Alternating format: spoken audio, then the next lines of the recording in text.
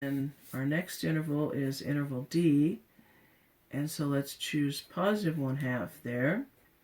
And so our first number will be 1/2, and then if we plug it in, we'd have 1/2 plus 1/2, or 3/2, and then 1/2 minus 2/2 is minus 1/2, and then 1/2 plus 2 is 5/2, and then 1/2 minus 4/2 is minus 3/2. And if we multiply all that out, we should get a positive 45 over 32, which is approximately 1.4, and that's positive, so our graph should be above the x-axis. Okay, and then in interval E, we would have the test point 1.5 or 3/2. So if we plug that in, we'll get 3/2, and then 1/2, 3/2 plus 1, no, 5/2 plus 1 is 5/2, and then 3/2 minus 1 is 1/2, and then 3/2 plus 2 or 4/2 is 7/2, and then 3/2 minus 4/2 is minus 1/2. And so if we multiply all those out, we should get the same number that we have up here, but this will be negative, or approximately negative 1.4, so that's negative. So our graph is below the x-axis. And then finally, in interval F, let's pick 3. And so if I plug that in, I get 3, and then 3 plus 1 is 4. 3 minus 1 is 2. 3 plus 2 is 5.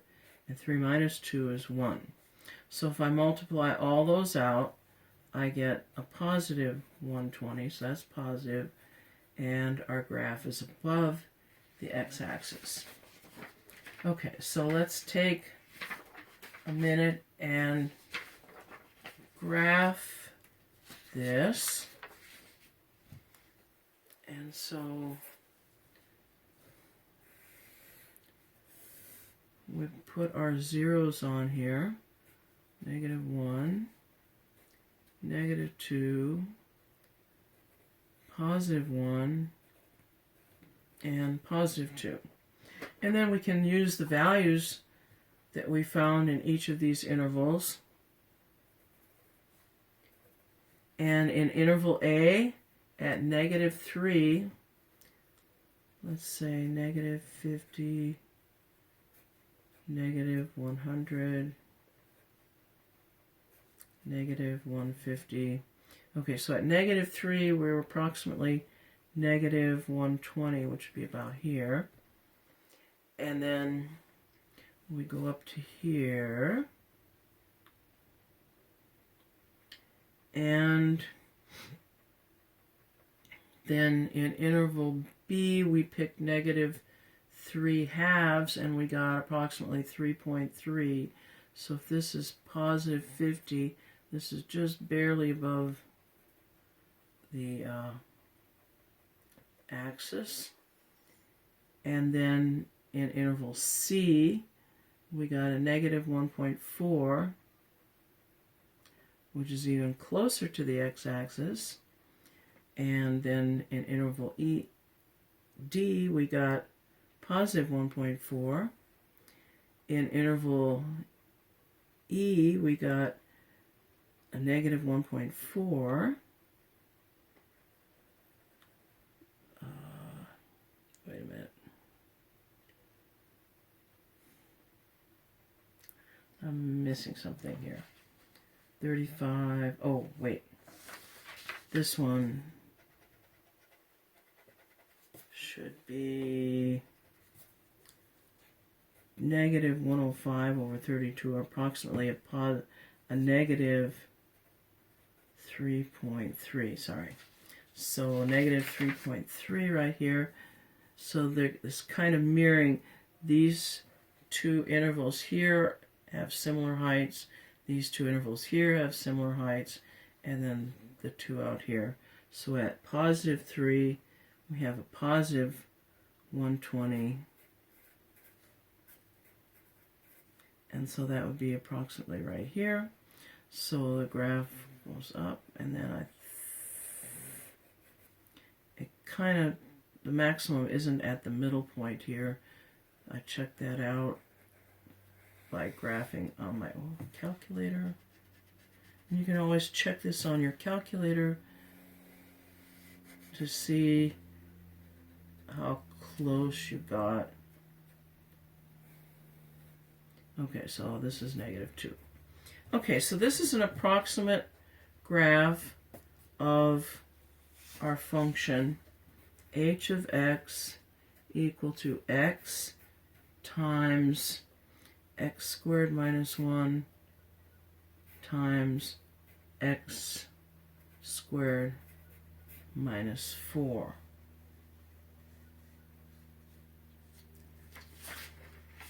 Okay.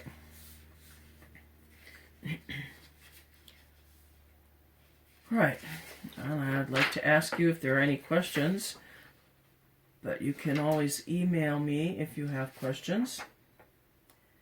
And let's go on then and look at another graph.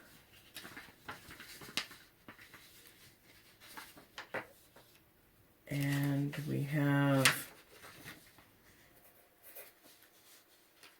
another equation that I want to graph. If I can find it. Here we go. We have g of x equal to x minus 2 to the third power times x plus 3. Okay, so we have a degree of 4, and so that's even, and our leading coefficient, so we're looking at n behavior,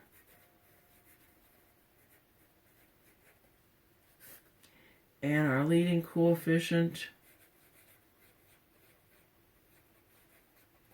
is positive, so that means we'll have a graph that looks something like this. Both ends will go up. Okay, then let's find our zeros. So we'll set our function, our y value equal to 0, f of x equal to 0, and then solve. And we get x minus 2 cubed equal to 0, so x minus 2 equals 0, and x equals 2, and that's multiplicity of 3. And so our graph will go through the x-axis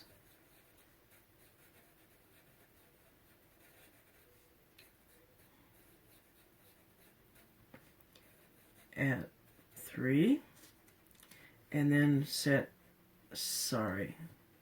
multiplicity 2 at 3 at 2.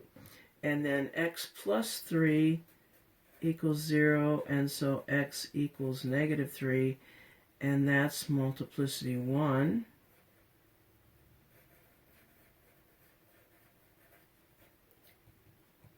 And so that's odd.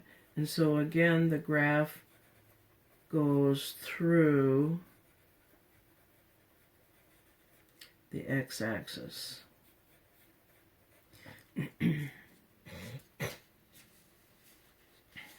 Okay, next let's find our y-intercept. So we let x equals 0.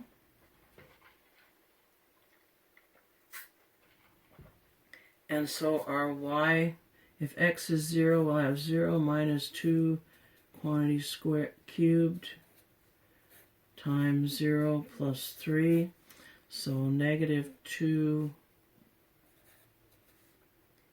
cubed times 3. So negative 8 times 3, or negative 24. So our y-intercept is 0, comma, negative 24. Okay, so let's do our table again. Our zeros are 2 and negative 3. Let's do our table again. Let's rewrite our function so we have it in front of us. X minus 2 cubed, x plus 3. And let's draw our number line with zeros at negative 3 and 2. And so this divides the number line into the intervals negative infinity to negative 3, negative 3 to 2, and 2 to positive infinity. So let's call those A, interval B, and interval C. And let's do our table again. A, B, C, test point,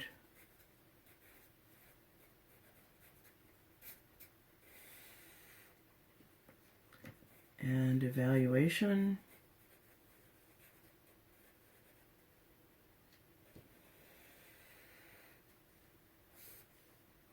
and then positive or negative,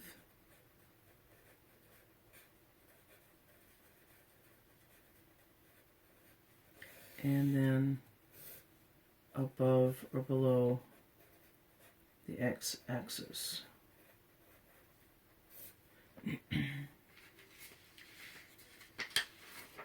Okay. So in interval A then, let's pick negative 4. And if we plug that in, we'll have negative 6 cubed times negative 1.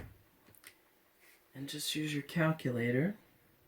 Negative 6 cubed is times negative 1 is positive 216. So that's positive, and that means our graph at in that interval is above the x-axis. Okay, so in interval B, that includes 0, so let's pick 0, and we found that that was negative 24, so that's negative, and so our graph is below the x-axis. And then in interval C, let's pick 3, and then if we plug that in, we'll get 1 cubed times 6, or 6. And that's positive, so the graph is above the x-axis. Okay, so let's draw our graph.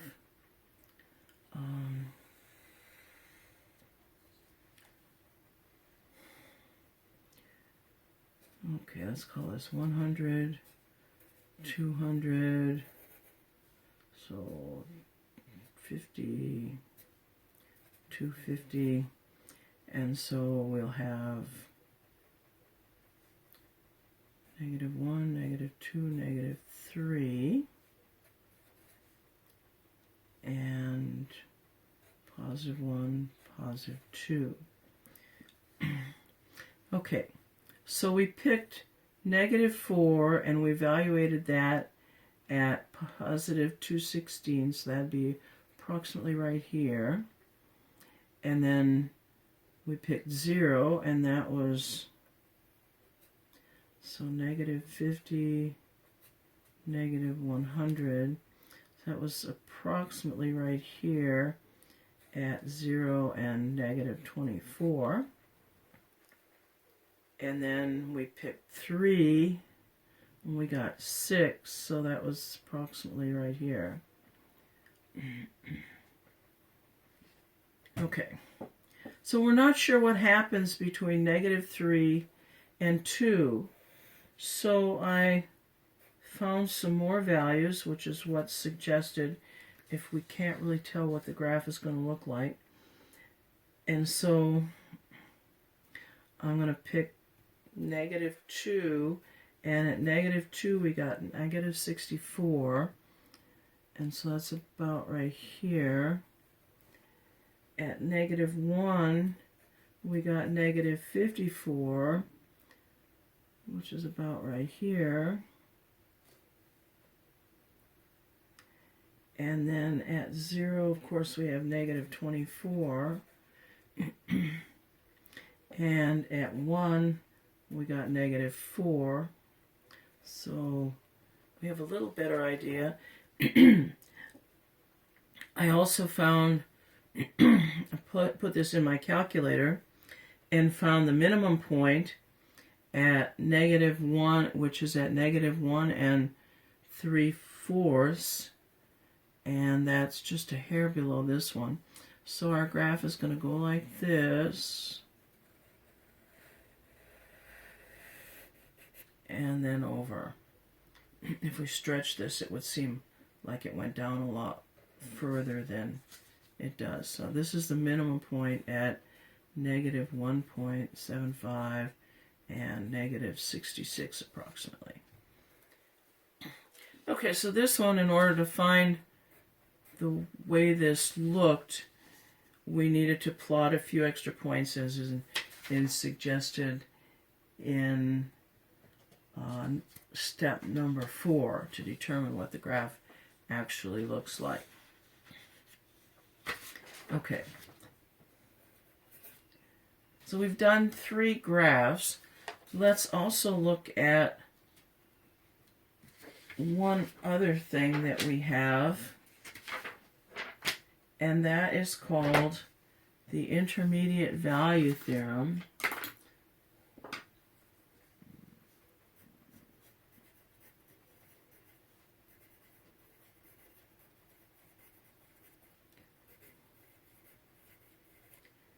Intermediate value theorem.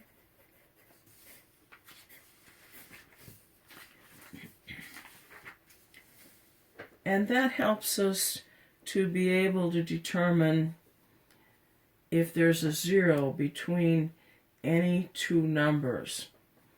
And so let's look at what this says, and then I'll give you an example. For any polynomial function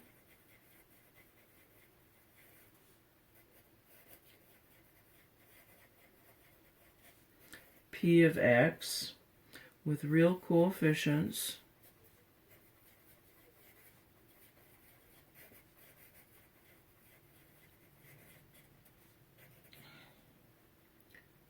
suppose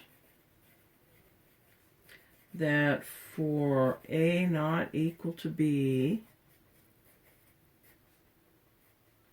p of a and p of b are of opposite signs.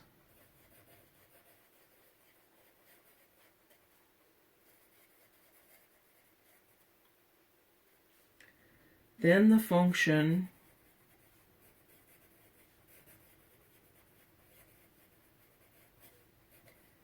has at least one real 0 between A and B.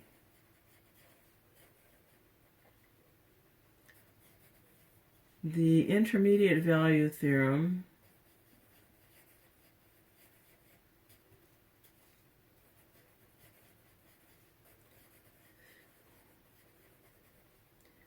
cannot be used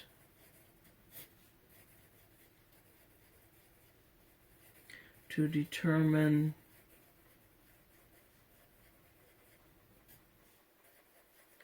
whether there is a real zero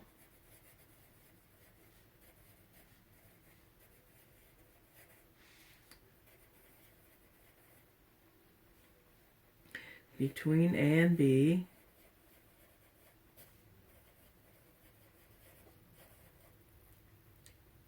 when P of A and P of B have the same sign.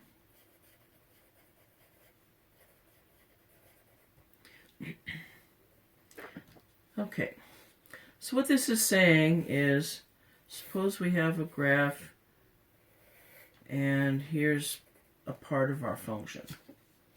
Okay, let's say here's A and here's B. If I find the y value for this A, I would come over here to the y-axis, and this is P of A. If I find the y value for B, then I come down to this point and go over to the y-axis, and here's P of B. So at A, the graph is, in this case, above the x-axis, and over here at B, the graph is below the x-axis, which means that P of A here is positive and P of B here is negative, which means the graph had to have crossed the x-axis somewhere between A and B, if these have opposite signs. It says at least one real zero between A and B. And then if we call that C, then we could use further knowledge to find that if we'd like. But what we're looking for is, if we're given like two consecutive numbers, is there a zero between those two numbers?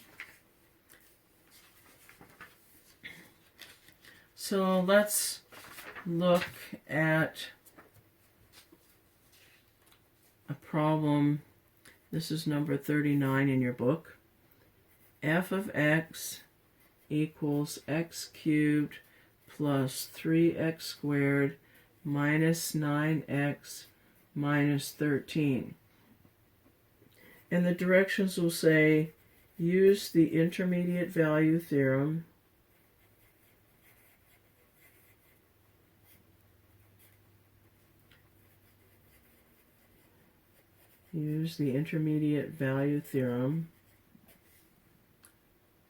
to determine, if possible,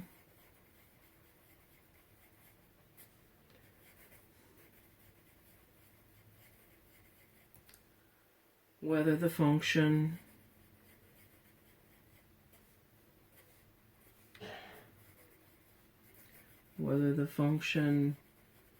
has at least one real zero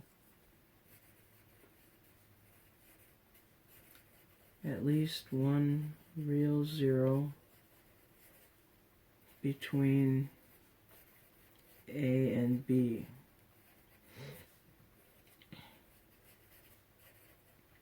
Okay, so for this problem, we're given A equal to -5 and B equal to -4. Well, if you recall, a real easy way to evaluate a function at a specific number is to divide synthetically, and P of whatever number we use is equal to the remainder. Okay, so we divide 1, 3, -9, -13 by -5. So bring down the 1. 1 times -5 is -5. Add, we get -2. -2 times -5 is 10. Add, we get 1. 1 times -5 is -5. Add, we get -18. So here, P of -5 equals -18. And then we want to divide by -4. and see if we get a remainder that has the opposite sign.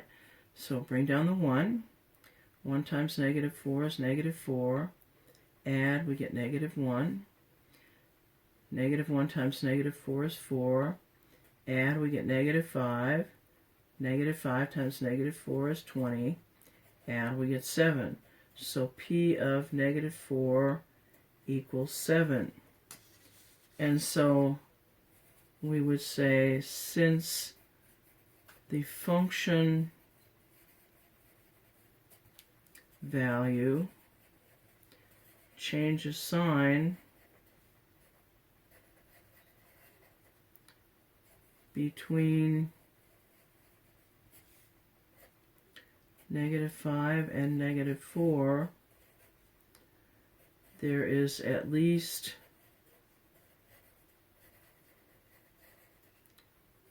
one real zero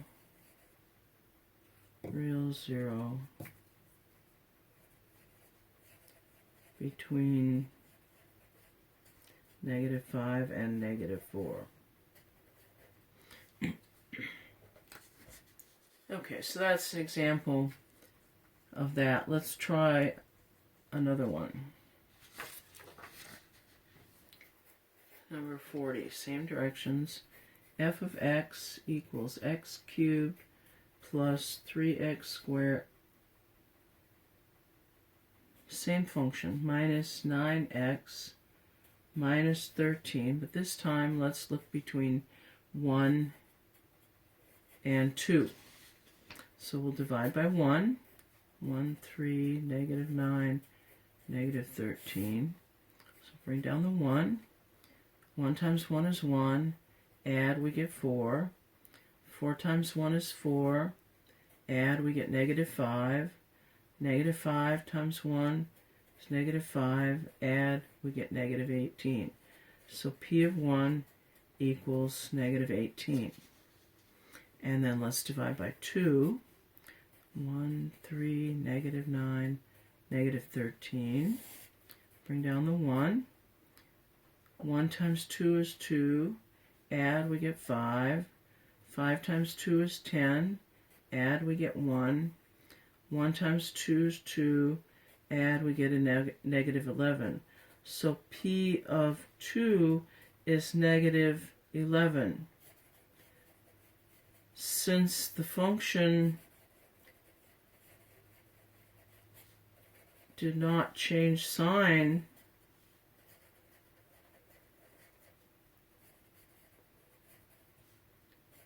between 1 and 2, we cannot determine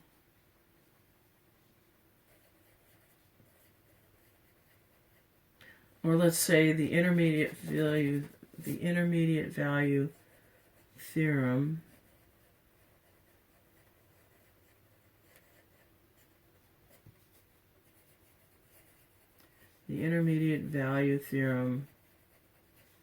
cannot be used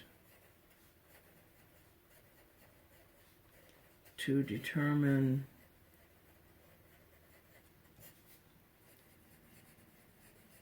whether there is a 0 between 1 and 2.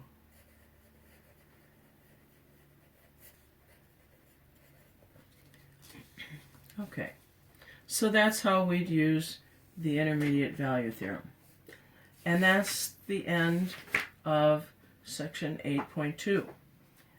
We'll look a little bit further in 8.3 and look at some other things that we can find from our polynomials. Meanwhile, have a good day.